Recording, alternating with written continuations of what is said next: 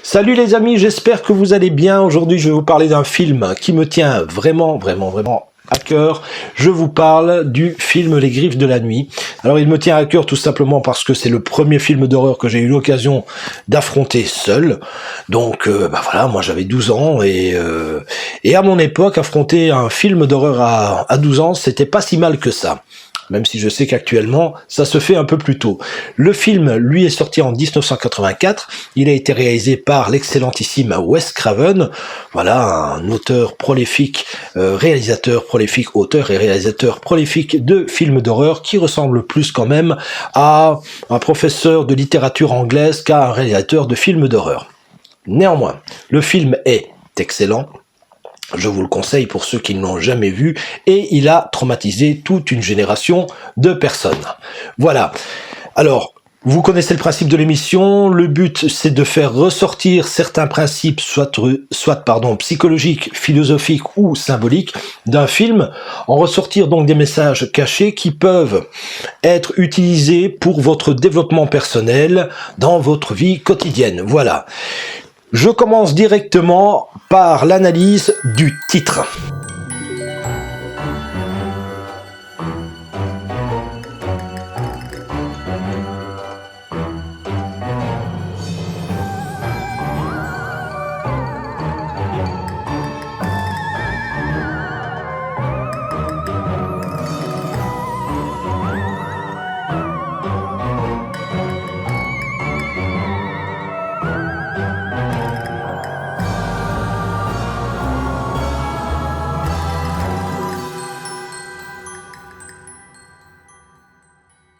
Le titre Les Griffes de la Nuit a été en réalité créé par Claude Chabrol. C'est un auteur-réalisateur de films français très connu.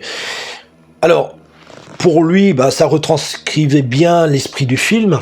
Néanmoins, ça n'a strictement rien à voir avec le titre original qui est, comparez bien les deux, The Nightmare on Elm Street. Donc, le cauchemar dans la rue des Ormes. La rue des Ormes, pourquoi la rue des Ormes ? Quand on écoute ce titre, ça n'a pas réellement de sens. Sauf que rien n'est jamais laissé au hasard avec Wes Craven. Il avait dissimulé derrière ce titre quelque chose de symbolique. Il faut savoir que les arbres, et notamment l'orme, est un arbre qui est consacré au dieu grec Oneiros. Alors Oneiros, c'est qui ? Eh bien, c'est d'abord le dieu des songes. Lui-même a un fils qui s'appelle Hypnos, le dieu du sommeil, et il a un frère qui s'appelle Thanatos, qui n'est pas moins que le dieu de la mort. Alors ça fait une sacrée généalogie, et vous avez compris qu'entre l'idée des songes, donc des rêves, du sommeil et de la mort, eh bien c'est juste une retranscription exacte du personnage de Freddy Krueger. Qui plus est, ça ne s'arrête pas là, l'orme a une particularité, laquelle ? Eh bien, tout simplement, il a la sève qui est couleur de sang. C'est-à-dire que uniquement ce titre contient toute l'idée du film, mais cachée dans le symbole de l'arbre.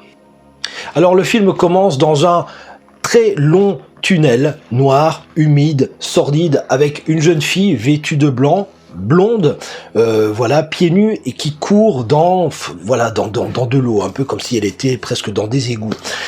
Elle court, on voit réellement qu'elle a peur, qu'elle est aux abois, et à un moment précis, on voit, elle s'arrête, elle se fige, et là, elle entend du bruit.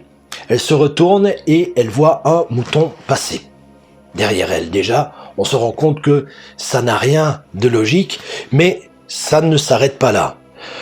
Un peu plus tard, elle entendra une voix. C'est une voix venue d'outre-tombe qui prononcera son nom. Tina, plusieurs fois, Tina, pour l'inviter à suivre cette voix. C'est ce qu'elle va faire. Elle va descendre dans une espèce de chaufferie, c'est pas une espèce, c'est une chaufferie réellement de type industriel. Elle descend dans cette chaufferie et là, elle va tomber face à face avec un personnage qui porte un chapeau, un pull rayé, des griffes à la main droite et qui a le visage brûlé. c'est sa première rencontre, évidemment, avec Freddy Krueger.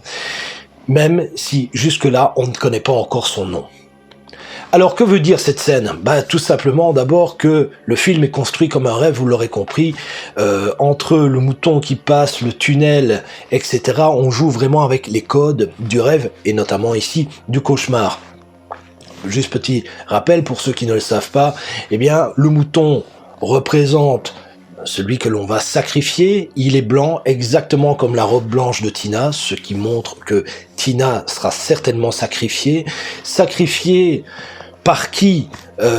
Tout simplement par Freddy Krueger. Freddy, il a aussi des caractéristiques sur lesquelles je reviendrai après, parce qu'il y a un développement un peu plus conséquent, mais il a des caractéristiques qui montrent déjà qu'il n'est pas humain. Tout simplement, il possède des griffes, ce qui montre déjà un côté très bestial chez lui, mais vous allez voir, ce n'est pas fini.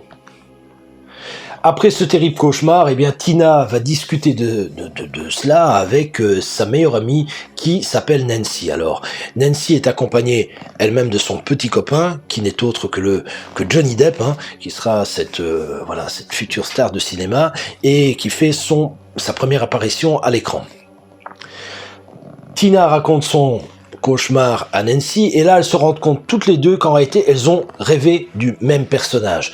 Évidemment, le petit copain Johnny Depp, qui s'appelle Glenn dans ce film, dit que c'est impossible, et pourtant toutes les deux, quand elles échangent, elles se rendent compte que oui, il a bien des caractéristiques particulières, à savoir des griffes. Alors il faut savoir que les griffes dans le code des cauchemars peut représenter, ce sont des griffes, mais ce sont des couteaux en réalité qu'il a à la place des doigts, va représenter le symbole notamment du viol. Le couteau peut représenter ça, le viol. Donc ça c'est une première chose.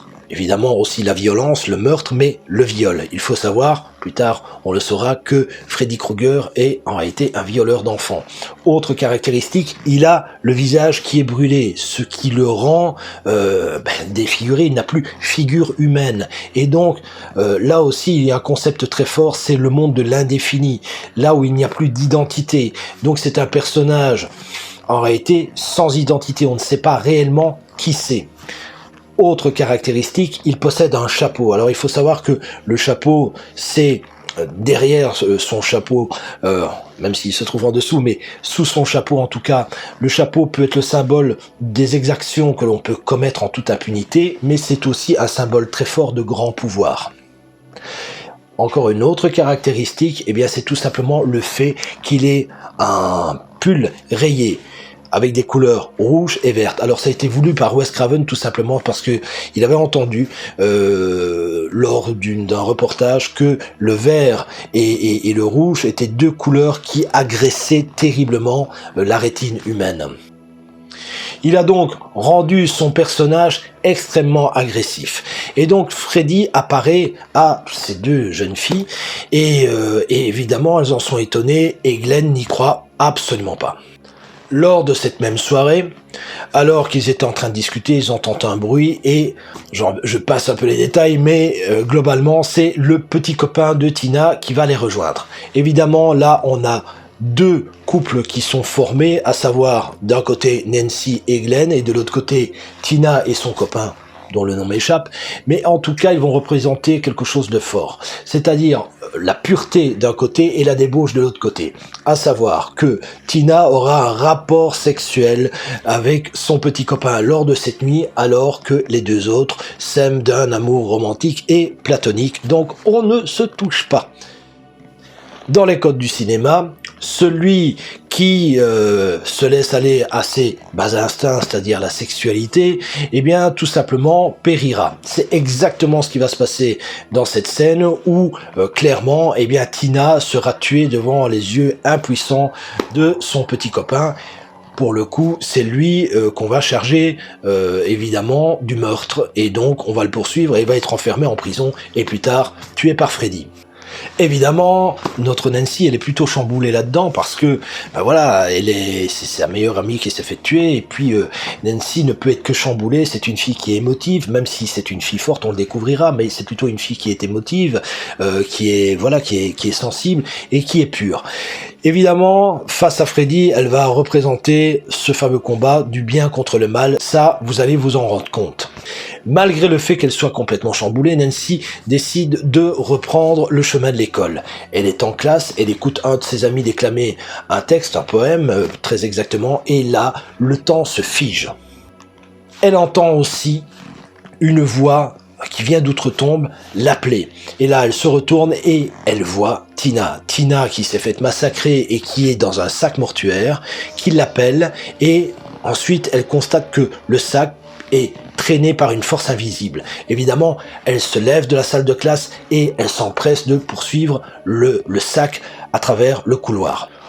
On verra dans le couloir et lors de cette poursuite des feuilles traverser le couloir, des feuilles mortes traverser le couloir, comme si le vent avait pénétré l'enceinte de l'école et balayé voilà, des feuilles mortes. Alors c'est très important comme symbole parce que c'est aussi le symbole de l'automne, c'est-à-dire c'est la préparation, c'est la période de l'année qui prépare à la venue de l'hiver, c'est-à-dire à la mort de toute chose. Nancy descend. Voilà, le fameux couloir qui l'emmène dans une chaufferie. Même chose, la descente, c'est souvent, voilà, c'est le symbole des descentes aux enfers. La chaufferie d'ailleurs est marquée par une tonalité de rouge flamboyante, vraiment symbole des enfers. Et là, alors qu'elle se trouve dans la chaufferie, même chose, elle entendra une voix l'appeler et elle va se retrouver face à face, avec le fameux Freddy. Elle lui demandera, mais qui êtes-vous ? Et là, Freddy ne va pas lui répondre. Il va se contenter simplement d'ouvrir son ventre et on verra des vers sortir de son ventre. C'est un peu comme si sa réponse c'était « je suis quelque chose de pourri, de putride ». Quelque chose voilà, qui pourrit. Première réponse. Deuxième chose, c'est que Freddy, à un moment, lui dira « viens embrasser Freddy ». Alors ça a l'air de rien, mais c'est un symbole très très fort puisque il s'agit du symbole de la jeune fille et la mort, qui est un symbole qu'on retrouve un peu partout en peinture, en musique. Je vous invite à taper la jeune fille et la mort et vous allez voir que c'est ce fameux axe entre la mort, la grande faucheuse qui vient prendre la vie, mais une vie qui est seulement en plein développement, qui est symbolisée par la jeune fille. Alors il y a de multiples interprétations de ce symbole. Voilà, ce serait intéressant pour vous de faire quelques recherches là-dessus. Évidemment, s'ensuit tout simplement une espèce de bagarre entre Freddy et Nancy, et là, pour pouvoir se sortir de son cauchemar, elle se brûle contre un tuyau brûlant. Et là, elle se réveille. Alors, en se réveillant, évidemment, elle se rend compte que, elle arrive à maîtriser, enfin, elle peut, en tout cas, apprendre à sortir de son cauchemar. Mais ce cauchemar est extrêmement réaliste. Elle essaie d'en parler à ses parents, son père étant un shérif, qui est aussi un code, qui est un symbole très très intéressant, et à sa mère qui elle, on ne sait pas réellement ce qu'elle fait dans la vie, mais par contre on sait une chose, c'est qu'elle a une nette tendance à abuser un peu trop de l'alcool. Elle en parle, ses parents ne l'écoutent pas, comme la plupart des parents d'ailleurs n'écoutent pas forcément leur adolescent quand ils sont en crise, et ils décident de l'emmener à l'hôpital. Là, à l'hôpital, on va lui faire des tests concernant ses troubles du sommeil, parce que Nancy ne veut plus dormir. Évidemment, dès qu'elle dort, elle voit des choses affreuses. Et donc là, on lui fait une batterie d'examens et elle va s'endormir sous contrôle médical avec sa mère qui observe aussi la scène dans une salle, qui a une vue directement sur la chambre de Nancy. Elle plonge dans un sommeil profond et là, évidemment, elle se retrouve encore avec Freddy. Une lutte va s'en suivre et au terme de laquelle elle va pouvoir arracher le chapeau de Freddy et le ramener avec elle dans la réalité. Et là, elle se rend compte que réellement, elle pourrait ramener le personnage dans la réalité. Évidemment, la mère ne peut plus nier l'évidence, c'est que il y a bien quelque chose de particulier, voire de surnaturel, même si elle ne peut pas encore, si elle ne veut pas encore se l'avouer. La mère finira par expliquer à sa fille que Freddy ne peut pas revenir tout simplement parce qu'elle l'a tué, elle et les parents d'Elm Street. C'est-à-dire que les parents qui savaient que Freddy avait fait des choses abominables à des enfants, eh bien, lorsqu'ils ont appris que c'était un pédophile, que c'était un violeur d'enfants, eh bien, ils se sont mis en tête simplement de faire justice eux-mêmes. Et c'est ce qu'ils vont faire. Et ils parviendront à leur fin, ils vont poursuivre Freddy jusque dans une chaufferie, et là, alors que lui s'était enfermé, eh bien ils vont balancer des cocktails Molotov et ils vont faire brûler l'ensemble de la chaufferie, et Freddy périra dans les flammes. Évidemment, un symbole assez fort se dégage de ça, c'est d'abord les parents n'en ont jamais parlé à leurs enfants, et donc le secret très très bien gardé mais honteux revient ici à la surface mais sous forme de cauchemar. Évidemment, Nancy n'est pas très très contente d'entendre une chose pareille et que sa mère ne lui avait jamais expliqué cela. Et lors d'une scène, on verra sa mère lui dire de se calmer, de prendre les choses peut-être avec philosophie, et on la voit tenir une bouteille d'alcool à la main.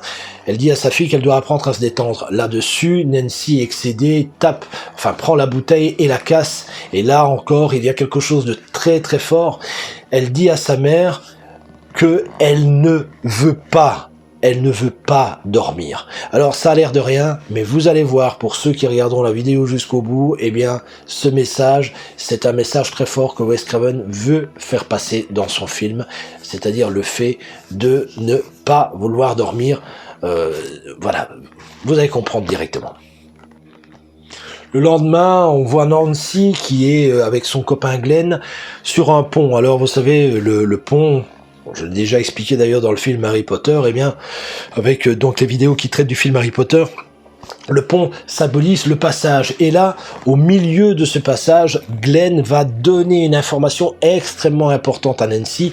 Il va lui expliquer que dans certaines tribus reculées, eh bien, le meilleur moyen que l'on ait trouvé de maîtriser ces cauchemars, eh bien, c'est tout simplement de tourner le dos au personnage qui est effrayant. Et là, privé des peurs, eh bien le personnage s'effondre, il n'a plus de prise sur celui qui est endormi. Ce conseil, Nancy va le mettre à profit, mais ce sera un peu plus tard.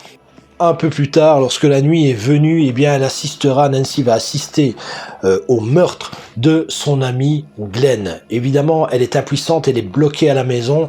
Sa mère a eu l'idée de mettre des barreaux aux fenêtres, de mettre des barreaux un peu partout et de fermer la porte à double tour et ne pas laisser sortir sa fille. Nancy, complètement démolie par le meurtre de son petit copain, décide d'en découdre avec Freddy, et elle est bien décidée à le ramener dans le monde du réel. En le ramenant dans le monde du réel, elle espère qu'il perdra de sa puissance et qu'elle pourra enfin le tuer. Elle commence alors dans la maison à préparer tous des pièges destinés à tuer Freddy Krueger, et puis après cette préparation, elle décide de s'endormir et d'aller le retrouver. Même chose, une lutte s'ensuit, elle finira par s'accrocher à lui et le ramener effectivement à la réalité. Mais le rêve, plutôt le cauchemar, est vivace et il continue même dans la réalité.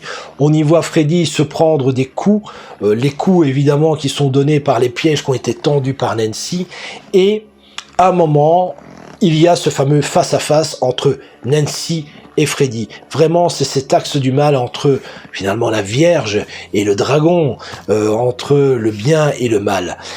Et là, au moment où il est prêt à lui planter les griffes dans le corps, eh bien Nancy décide de lui tourner le dos.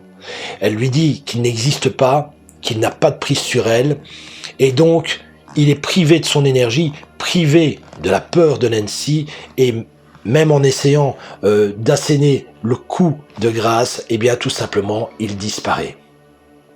Nancy se réveille alors le lendemain, on la voit, voilà, toute jolie, toute bien, elle sort de la maison avec sa mère, et elle se dit que tout est fini, tout est dissipé, même si on voit quand même du brouillard encore traîner, voilà, malgré ce beau soleil, le brouillard qui montre dans les codes cinématographiques, en tout cas dans celui-là, que le rêve n'est pas loin, que le fantasme n'est pas loin.